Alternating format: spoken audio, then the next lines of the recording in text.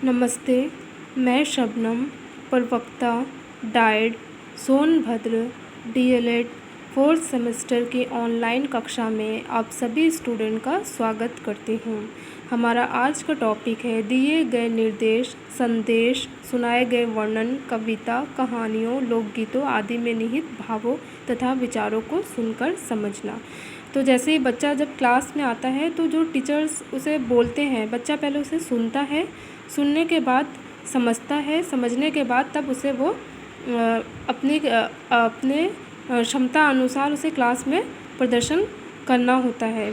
तो पिछली कक्षा में हमने स्वर्ण शक्ति पर काफ़ी बातें की थी कि जब तक हमारी ये जो प्रकृति से प्राप्त है, अगर ये जब तक सक्षम नहीं है या हमारे मतलब जितनी हमें ज़रूरत अगर उतनी भी नहीं है, तो फिर हमारा जो भाषा का संचार, भाषा एक संचार माध्यम है, तो वो हम दूसरों तक नहीं पहुंचा सकते, क्योंकि हमें कुछ भी कहने या समझने के लिए सबसे पहले सामने वाले की बातों को ध्यानपूर्वक सुनना होता है।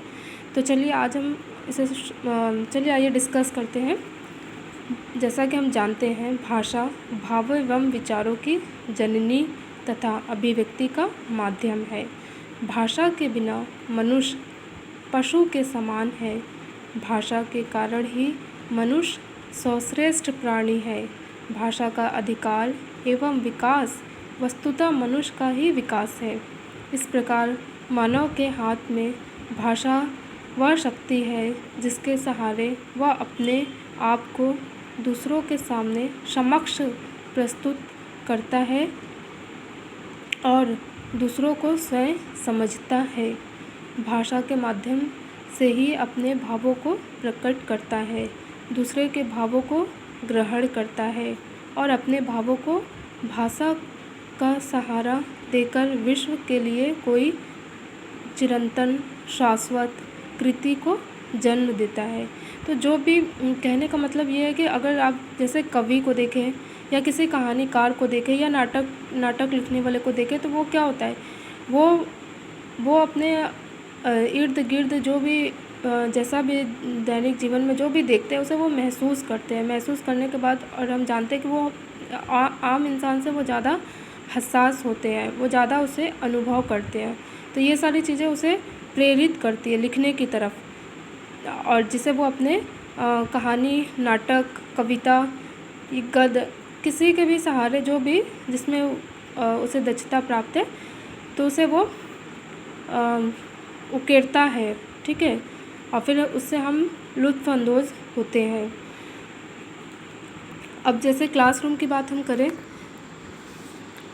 तो श्रवणकर्ता एवं वाचनकर्ता की पृष्ठभूमि उसके श्रवण कौशल के विकास एवं मौखिक अभिव्यक्ति के विकास में महत्वपूर्ण भूमिका का निर्वहन करती है। अपनी पृष्ठभूमि के आधार पर सुनने बोलने की प्रक्रिया छात्र एवं शिक्षक दोनों के द्वारा संपन्न होती है। जैसे क्लास में एक बोलता है तो दूसरा सुनता है, दूसरा बोलता है तो पहला वाला सुनता है। इसे तो हम अच्छे से जान रहे हैं। फिर आइए हम ये देखते हैं कि इस सुनने समझने में हम अगर अपने क्लास में कुछ करना चाहें तो क्या कर सकते हैं। तो सबसे पहला है घटना वर्णन।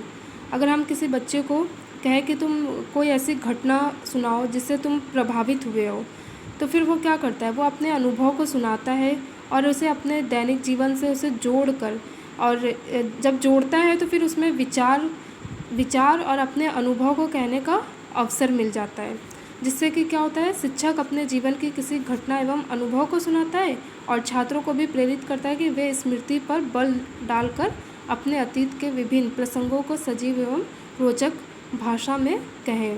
प्रारंभ में कक्षा की कुछ बातों को जो छात्रों एवं शिक्षक की सभी जानकारी में होती है, ठीक है। दूसरा क्या होता है, दृश्य वर्णन।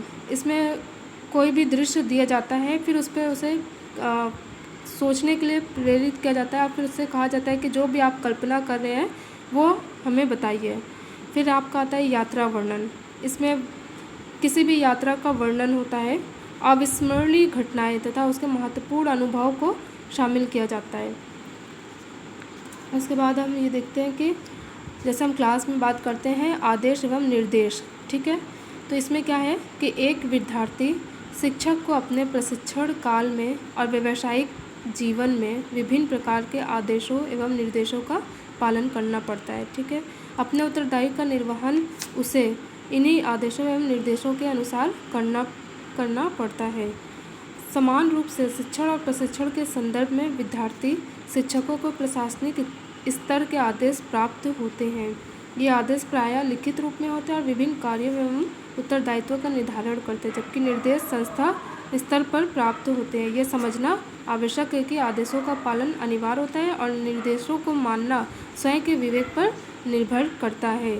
ठीक है, यदि विद्यार्थी शिक्षक के प्रशिक्षकों द्वारा उन्हें कोई निर्देश दिया जा रहा है तो सर्वप्रथम तो निर्देश को भली भांति समझ लेना चाहिए।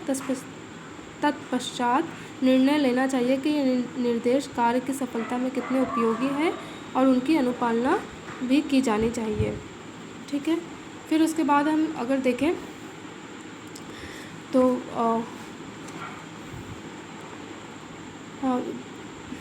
आदेश और निर्देश, ये दोनों में आदेश और निर्देश में मैंने फ़र्क बताया कि आदेश क्या है जो हमें मानना पड़ता है और निर्देश क्या है वो हमारे विवेक पर निर्भर करता है कि उसे हम माने या नहीं माने। लेकिन एक बात ये भी है कि अच्छे निर्देश के द्वारा व्यक्ति समायोजन की समस्याओं को स्वयं सुलझा सकता है। यह तथ्य ध्यान में रखने योग्य है कि निर्देश में किसी प्रकार की कोई बाध्यता नहीं है, जबकि आदेश में ऐसा है। निर्देश तो विद्यार्थी शिक्षक को इस प्रकार सहायता देता है कि वह अपनी योग्यता तथा शक्तियों का ज्ञान प्राप्त कर सके तथा उनका विकास करते हुए इनका संबंध जीवन मूल्यों से स्थापित कर सके और इस योग बन सके कि अपना पथ प्रदर्शन स्वयं कर सके। ये कहाँ पर होता है? जहाँ पे हम किसी स्कूल या किसी ऑफिस या जहाँ भी रहते हैं तो हमें वहाँ पर आदेश और निर्देश दोनों का पालन करना पड़ता है। फिर आइए अब हम ये देखते हैं कि कविता और कहानी, इस पर चर्चा करते हैं। ठीक है, तो सबसे पहले ये देखिए, अगर आपको दिख रहा है, जैसा कि हम जानते हैं कविता में भाव होते हैं। कवि जो भी अनुभव अपने दैनिक जीवन से लेता है फिर वो कविता के माध्यम से उसे कविता को माध्यम बनाकर उसे बयान करता है। तो अब हम ये देखते हैं कि कविता में अगर हम अपने क्या कहते हैं, कविता में अगर हम सुनने की या समझ की बात करें तो इसमें सबसे पहला पॉइंट क्या है कि कविता में निहित महत्वपूर्ण भावों एवं विचारों तथ्यों को सुनकर समझना, वक्ता के मनोभावों को सुनकर समझना होता है। ठीक है, दूसरा है कविता में आए केंद्रीय भाव या विचार को सुनकर अच्छी तरह से ग्रहण करना, शिक्षक के निर्देश के द्वारा कविता में आए हुए शब्दों, मुहावरों व उक्तियों का प्रसंगानुसार अर्थ समझना। ठीक है, फिर आपका आ गया कहानी। कहानी में क्या होता है? कहानी के तत्वों, कथानक, पात्र, संवाद, वातावरण, उद्देश्य, भाषा शैली से परिचित होना तथा प्रमुख पात्रों की चरित्रगत विशेषताओं को सुनकर समझना। ठीक है, दूसरा है आपका वक्ता के कथन के महत्वपूर्ण तथ्यों, विचारों, भावों आदि को सुनकर समझना। तीसरा आपका है वक्ता के हाव भाव एवं भंगिमाओं से उनके कथन के आशय को सुनकर समझना। चौथा है आपका कहानी में प्रयुक्त मुहावरों, लोकोक्तियों का प्रसंगानुसार अर्थ को सुनकर समझना। ठीक है, अब ये हो गया हमारा कविता और कहानी।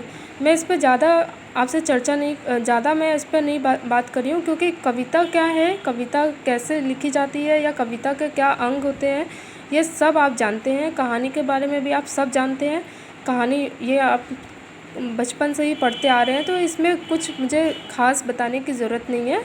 लेकिन बस ये है कि हमारा जो सिलेबस है उसके हिसाब से मैं आपको ये बता रही हूँ कि अगर हम कुछ सुनते हैं, समझते हैं तो उसमें क्या क्या पॉइंट होने चाहिए। ठीक है, फिर अब हमारा लोकगीत रह गया, इसे भी पढ़ लेते हैं।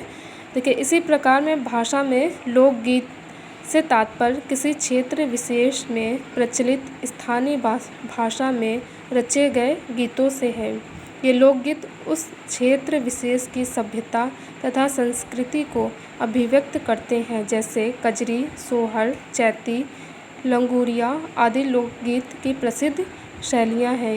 ये लोकगीत शास्त्रीय नियमों की विशेष परवाह न करके समान लोक व्यवहार के उपयोग में लाने के लिए मानव अपने आनंद की तरंग में जो छंदोबद्ध वाणी सहज व्यक्त करता है वही लोकप्रिय है। जो लोकप्रिय है वो क्या, लोकगीत है, जिसमें आम जीवन, लोकगीत इतना पॉपुलर क्यों है, क्योंकि उसमें आम जीवन की बातें होती हैं जो हम डेली महसूस करते हैं। और क्या है, उसका भाषा का माध्यम क्या है, भाषा हमारी मातृभाषा, जो भी जिस भाषा में हम बातचीत करते हैं उसमें होता है, तो उसे सीखना समझना हम मतलब बच्चा बचपन से लोकगीत, घर में हमारे कितने भी पारंपरिक काम होते हैं या कुछ भी प्रोग्राम होते हैं तो उसमें लोकगीत ज़रूर गाया जाता है, तो बच्चा इसे भली भांति समझता है और उसे सुनता भी है।